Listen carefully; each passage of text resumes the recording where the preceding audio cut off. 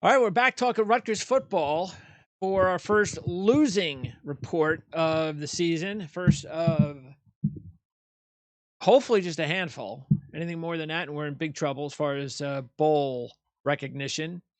After what we saw, though, on Saturday night, I'm not sure that should be the goal. I'm not trying to rhyme here either. Rutgers, look, it was a very easy game for me to analyze last week when we talked about it, and it's going to be a very easy game for me to recap. I don't think this is going to be a very long report because why should there be? It's very simple. We talked about the fact that when you play Iowa, you just cannot turn the football over. And this year's Iowa defense, even though statistically better than last year's at this point, the whole team wasn't as good or flashy.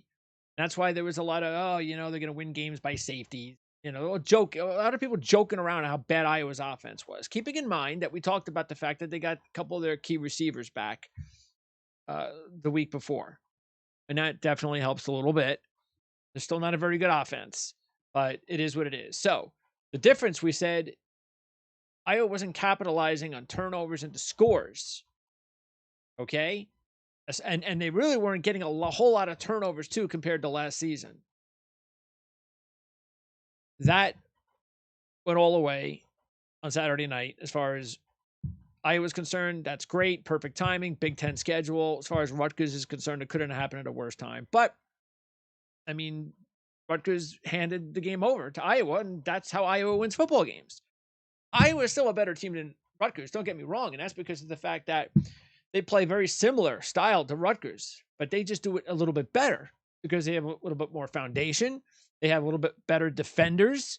It's just the way it is. So it's one of those matchups that probably isn't a great one, but it's winnable. You just can't turn the ball over. I know it's easier said than done, but that's exactly what happened in the game. So you had 3 turnovers, no turnovers for Rutgers. You can't win against Iowa that way. You're not even going to come close. And then you had, the way this game, just let's go over how the game started. So everything's looking great so far. They're marching down the field. Simon throws a very good behind the back pass to Shameen Jones. Okay, great. This is excellent. This is looking good. And then Simon makes the running play inside the 10, and you're thinking, this is awesome. Against Iowa, if you could put 7 on the board here, this is huge. This is going to be great. And then Simon misses Jones on the on the short pass up the middle, and that was pretty much the game. Really, that was the chance, and you can't miss that. I don't want to hear. I'm so sick and tired of hearing analysts or anybody statistically they look, oh, Simon's a very accurate passer. No, he's not. Not a very accurate passer. All right, does he? Because if you take a look at where he's throwing the football, okay, if he was throwing the football 10 yards, 15 yards, and he was accurate, that's accuracy. Completing passes 10, 15, 20 yards downfield, that's being accurate. But dinking and dunking and getting a completion percentage, around 65%, that's not accurate, which is probably lower now because what did he finish? I mean, his completion percentage was not very good. He had a lot of passes, whatever it was. He attempted like 48 passes. So I don't even want to hear about 300 yards. All right, because when you throw that many times, that's what's going to happen. And statistically, it just seriously, did you think if you didn't see 300 yards, did you think he threw for 300 yards? Because people look and they go 300 yards, that's pretty awesome. It wasn't awesome. And it was nice to see him get an opportunity to play. If he was the only quarterback on the team, if he was the future of the team, and this was his first full start, and I think it's his second, right? But this was like the beginning of his maturation, then it's a good start. It's an okay start. Okay, but he's not that kid. And we're not going to wait for him to become that kid either. Now, maybe there are some people out there, some fans out there that want to, and they want to wait for Simon and they want to wait for Wimsatt, and they're willing to wait in 2023 and this year and go, okay, it's those two, develop them both. Whoever develops the best, that's our guy. And I think you're taking too many chances with a couple of guys that I just don't think have the ability to be FBS Power 5 school quarterbacks. They just don't. And it is a risky proposition.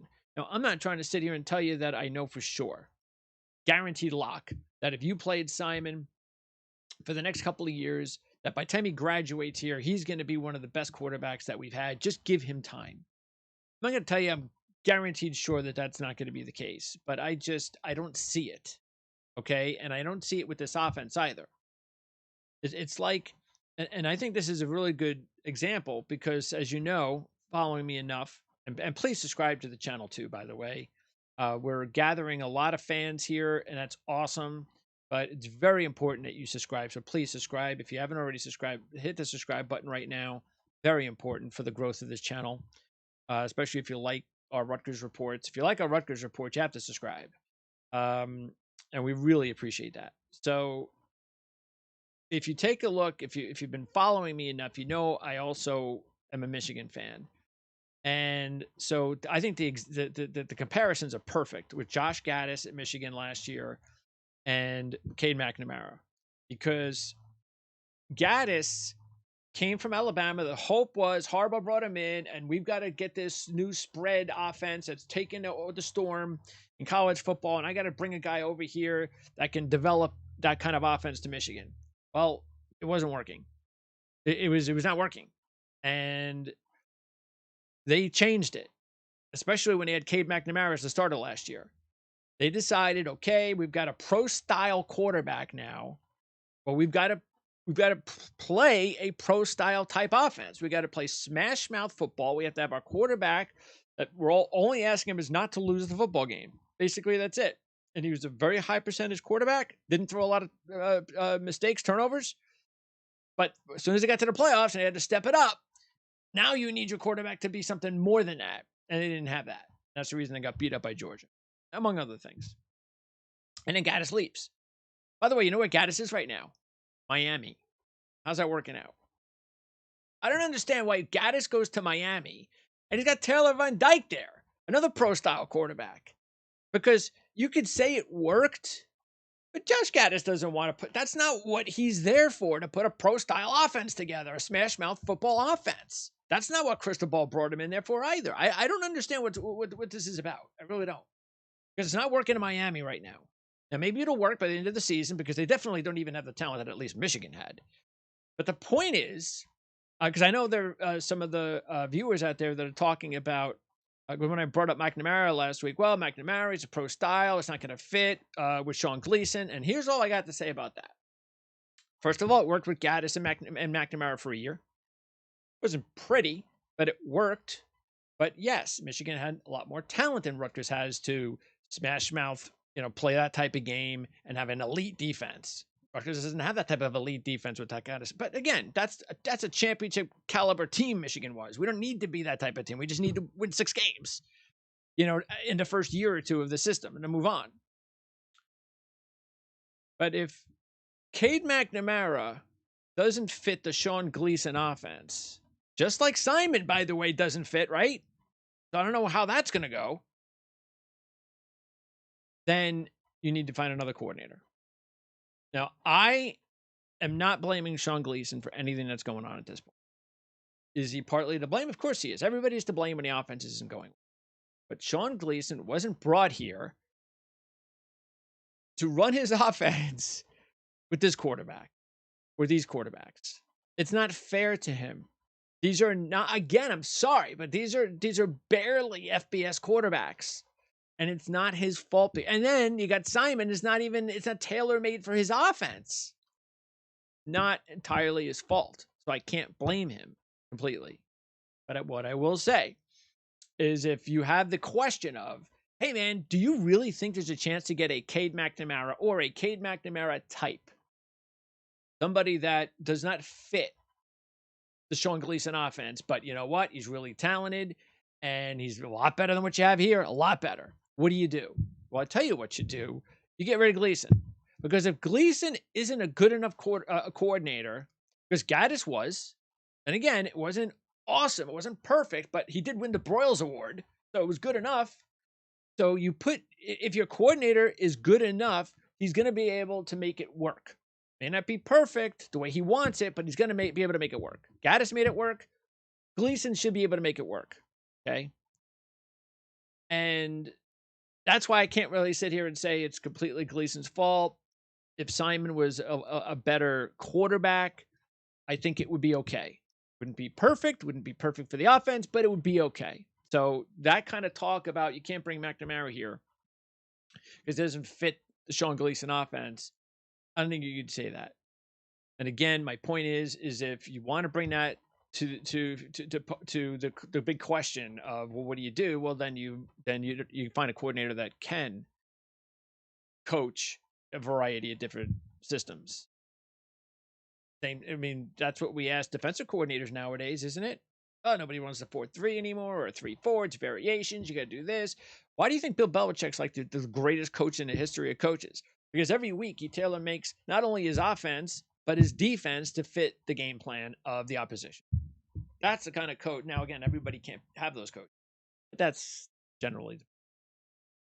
So I don't know where they go from here because I'm not going to sit here and just bash these quarterbacks the rest of the season. I've made my point. It is what it is, and they're not getting any other quarterbacks this year anyway. So it is for Simon's first opportunity to go out there and play. Did it also against a top defense. Okay, so all in all, he did okay. It was all right, but as fans, we want more than that. You know, we're hoping that can Simon be a difference maker? Can he actually be that quarterback that if we give him time and so forth? And he's been here a couple of years. It's not like he's been with this offense for a couple of years. It's not like he's just new. You got to make the throw. You got to make the key throw at the right time when the guy's open, and he didn't do it. And that was it. That was your chance was right there. And then you throw the. See, I thought this was interesting going into last week because I didn't talk about this, but I'm sure there were a lot of fans. Gianno come out there and goes on his presser, well, we're going to open things up a little bit more. I don't even know why he said that, to tell you the truth. Why do you are you reading and hearing people talk about how boring the offense is? Who cares what they say? I understand what he's doing. He knows what he's doing. And what he's doing is, and I said it last week, is especially when you're the better team, you don't put yourself in a position for an opportunity for turnovers. Why do that? You're the better team. I don't care if I win the game like I did it against Temple last week, a real ugly score. The win's a win. We move on. Now all of a sudden it's, oh, we got to open things up. Well, there you went. You opened it up. Simon threw the ball up. He should never have thrown that ball up. He should have eaten it. You know, he should have tucked it and ran. Should have thrown it out of bounds. Instead, oh, we're opening things up. I'm going to throw it up. What do you get? You not only get an interception, but you get a pick six. And then you get Youngblood, and he gets hit, and you get a return fumble for a touchdown. I mean, not only are you turning the ball over twice, but you gave them 2 touchdowns on the turnovers. I mean, you just can't win like that. Now, I don't know also what's going on with how much also to blame it is to not have your top tight end out there. And, you know, the offensive line is a little bit better, but it's not anywhere near as good as it needs to be. There's all those other, but look, that's the problem is that when you're a quarterback, you have to elevate your team. Or at least those are the quarterbacks that we need to have here at Rutgers, which we've just never had enough of. And this is without a question, the biggest issue under Greg Schiano. I don't have any other, I know there were a lot of X's and O's stuff, game plan, all sorts of critiquing in his first stint, but that was early on because he was a new head coach. He's not that guy anymore. Nobody talks about that stuff anymore.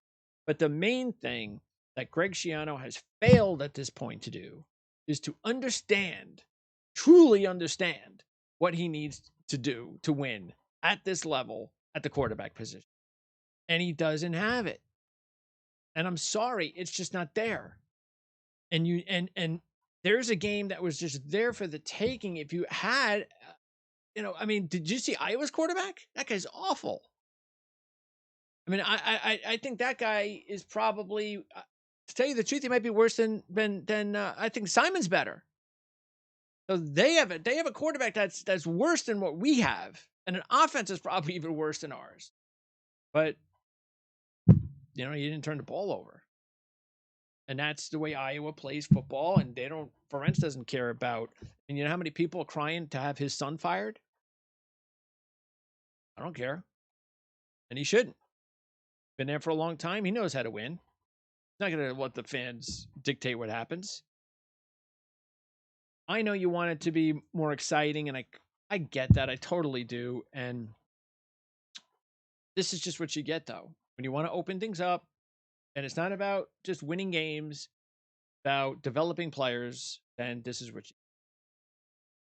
And it just was ugly, and I just am so sick of the ugly. Because I have to do a Jet report in a couple of minutes, and it's the same thing. I mean, I'm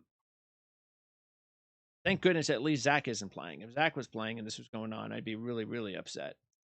But my two teams, and I got to deal with this type of quarterback play, so it's just bad. And then longer beam, he I know it wasn't an easy interception. It was a deflected pass. It wasn't okay. I get that, but dude, if you had hands like Velcro, you'd be a Thorpe winner.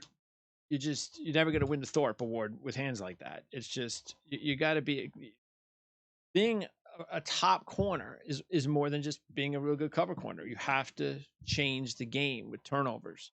A longer beam just can't do that right now, and it's just really annoying. And then he gives up. I mean, if you look at it, Iowa had 2 touchdowns in the first half on defense, and then at the end of the half, it was the one pass to Laporta. Longer beam, you're a corner. I know Laporta's a good tight end, but he's not George Kittle. You couldn't cover Laporta, dude. That set up a field goal. And then Iowa has their only drive of the game to open the second half, and the game is over. And by the way, the interception on Simon, the second interception, perfect protection. He's throwing the ball into double team. I don't know. It was ugly. Wimsat and Vedral were in uniform, whatever that meant. I don't know if that was, to me, I think that was just a decoy. I don't think they're ever going to play. And that was just some gamesmanship on Chiano's part. So, and I said this last week, if you're not going to start Vedral against Iowa, you definitely better not start him against Ohio State. I mean, if you want to get him in there to get some rust off, I'm okay with that. And have him go out there for a half, get the rust off, fine. Because after that comes the biggest game of the season at this point, and that's Nebraska on a Friday night. And you cannot lose to Nebraska, okay? You just cannot do it. Now, Nebraska is going to actually have a better quarterback than we will. Again, most teams are. But I don't care about that. They're just not a very good team right now. And we're at home. We cannot lose to Nebraska, which is why you do everything in your power in this game, okay, to rest your major players. I'm not saying you don't start them, but when the game is over, midway through the second quarter, against Ohio State, everybody, all your top guys must sit. Get them ready for next week, because it doesn't matter. If you're down whatever it's going to be, 35-3 in the second quarter, you rest everybody. Okay, I don't want anybody hurt for the short week against Nebraska, because you have to win that football game. All right, you win that football game, and everything is back to where you need to be, because now you've beaten one of those teams we talked about. We knew we weren't going to beat them all. I said we weren't going to. I said out of those 6 games that we were playing, Iowa was one of them, beatable games, winnable games. You had to win just 3 of them. So if you beat Nebraska, then you go 1-1, and you just move on. You lose to Nebraska, you are not going to go to a bowl. If you can't beat that crappy team right now, you are not going bowling. So that's what that's about as far as I'm concerned. And I don't know. Again, for me, I think it should be if Wimsatt is available and ready. See, I would play Wimsatt as much as possible if he's healthy against Ohio State. Because you're not beating Ohio State. I just saw Simon play his entire game. Okay, you got your game. You know what, Wimsatt? If you're healthy, you play. I would actually start Wimsatt if he's healthy enough. If Wimsatt plays in that game, I know they're not going to do it. But if Wimsatt is healthy, I'd play him the whole game. I'd start him. I'd sit Simon. Now it's Wimsatt's turn. You start the whole game. I know, and Iowa to be better defense than Ohio State. Again, we're not trying to win the game here.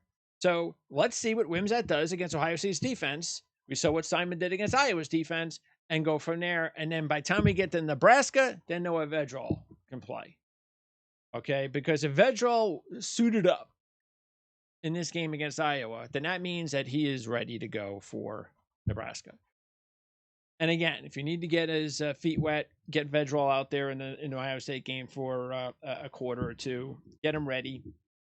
It's up to them. I mean, they might feel that he doesn't need to get ready. Fine, whatever. Maybe it might even be better if he didn't play. We're not sure if he's healthy or not. Let Nebraska look at film for 3 quarterbacks and then you play Vedral. I said it last week and I'll say it again. I can't believe I'm jonesing to get Vedral back in the lineup, but we are trying to go to a bowl this year, and that's what that's about. I understand if some fans out there are looking at the big picture and saying, you know what, let's develop these 2 guys. This is the future. And if we win 3 games, we win 3 games. And if that's the case, fine. But what you can't say is, hey, let's try to develop these guys, and I want to try to go to a bowl. We can't say that. Okay, because you're not gonna play Simon and Wimsatt this season, the rest of the season, without Vedral and get to a bowl. All right, not gonna happen. So choose what you want. Do you want the bowl, or do you want the development of those 2 guys? I'm okay either way. I prefer the bowl. I think that, and because I know that we're going to see a little bit more of Wimsatt anyway this year, and Simon, even if Vedral plays, because does Vedral ever stay healthy? And then you're going to have another full year of a training camp for Wimsatt, who does fit better in this Sean Gleason offense. Then you go from there. And if Wimsatt is not ready to start on opening day and be the full-time starter in 2023, and if you don't think he could be that guy, then that's why I said you must go out in the transfer portal during this offseason, pick up somebody who will. One of our viewers noted the kid from Toledo, a quarterback, who I actually mentioned on the pick show I do with Mark Lawrence. And if you haven't seen that show, we do that every Thursday. We posted it a little late this past Thursday. It didn't go out until Thursday night. But we'll have it usually posted early Thursday, probably, by no later than late afternoon on Thursdays. Anyway, so I referenced that in the San Diego State game. He was the best. I said he's the best quarterback on the field. I actually liked Toledo in the game. Should have won the game. I mean, their defense had is crazy. The defense had held their quarterback to like 50 yards passing, and there was like a minute and a half left in the game. They scored a touchdown to take the lead, and they allowed the quarterback to run like 35 yards, including a touchdown, to win the game. So it's like, dude, all you have to do is make sure that this guy, you can't pass the ball. They can't pass. And what did they do? They allowed him to run the ball like half the field. But that's Toledo. Fact was, the quarterback made a couple of plays to get him into and win that football game. Should have won the game. I look at him and I say, you know what? Nice quarterback, but that's the real defense that he's going to play. He's not going to play those types of defenses in the MAC. And you have to step up and play San Diego State's types of defense, which more in line the Big Ten type defenses. He struggled. Same thing. I don't think it's any different than what we already have. So you just go with Wimsatt and Simon. That's just my opinion. I think if you're going to look for somebody, I'm not to say that FCS quarterbacks or Group of 5 quarterbacks can't be elevated. They certainly can. I wouldn't look at him. Again, I think it's because he fits the Gleason offense. I completely get that. He is young, so he's got time to develop. Okay. But I'd rather just go with Wimsatt and give him the shot. I think if you don't already have, I think you've got your developmental guy. I think if you go out there and try to get somebody, it's got to be somebody that, like a McNamara. That's why I pointed him out. Somebody that you've seen tape on, that he's doing really well, and maybe he's just stuck somewhere where he's to back up. Okay, sort of like what's going on at Texas A&M. Like if they had gone with the young kid all along and Max Johnson wanted out, that would have been the perfect quarterback to bring to Rutgers. That type of guy. That's what I'm looking for here. That's what Rutgers needs. Rutgers needs, a McNamara, Max Johnson type of guy, not a flashy guy. I'm not asking for that because those guys aren't coming to Rutgers anyway. But somebody that is a game manager that also is a pretty decent. He's a step up from Vedral. Vedral is a game manager, but he's just he's like FCS level, group of 5 at the best. But I want a power 5 FBS game managing quarterback, and then you go from there because you have to eventually hope that Wimsatt develops at some point, and then you move on. Also, I hope their next recruiting cycle they got to bring someone else in. I mean, right now I would be looking for somebody for your future now, just in case Wimsatt doesn't work out, or who is the next guy after Wimsatt. I mean, bring that guy in now. And he's not on the team. He's not on the recruiting circuit right now. I'll talk to Richie next time I do about, all right, well, who's Rutgers' next quarterback after Wimsatt? Do we have that guy? Is he on the recruiting trail? Is we're waiting for someone to make a call, because that's what we need. And we don't have that guy right now. So, the only hope is that Wimsatt develops, and we'll find out whether or not we get a guy in the transfer portal next year. But overall, the type of game we expected, you threw the game away, and you're never going to beat Iowa that way. So now it's on to Ohio State. I doubt I will be posting a report next week. To me, it's the opposite of the FCS opponent we played. Was it Wagner? I'm not going to talk about that. Okay, and you see why. We put up like 60 points in the game. Did that mean anything? Has that translated? So same thing with Ohio State. I'm just, unless there's a reason for me to talk next week, like a real reason, like something happens in the game that we don't expect. And I don't know what that would be, but if something happened that we don't expect, then we'll have a show. If not, then I'll be back at some point, either to preview the Nebraska game. Maybe we do that with Richie if we can find time, or Ryan Dunleavy, or we'll be back again after the Nebraska game. And certainly we better be talking about a win in that one. Thanks for tuning in. Again, please subscribe to the channel. That is number one. And when you do, you'll know exactly when these shows are available. So it's awesome. It's just works for you as well. And then if you like what you see, please share it to your community of friends on social media, because that's also cool. That gives us an opportunity to spread the word and get everybody interested in what's going on here with our talk on Rutgers football. So thanks for tuning in. Loss is a loss. It's ugly. I don't know what else to tell you. It is what it is. We move on. And again, if we don't talk again until the Nebraska game, fingers crossed that we're talking about a good win, and then we'll move on from there. So we'll see you probably in about 2 weeks.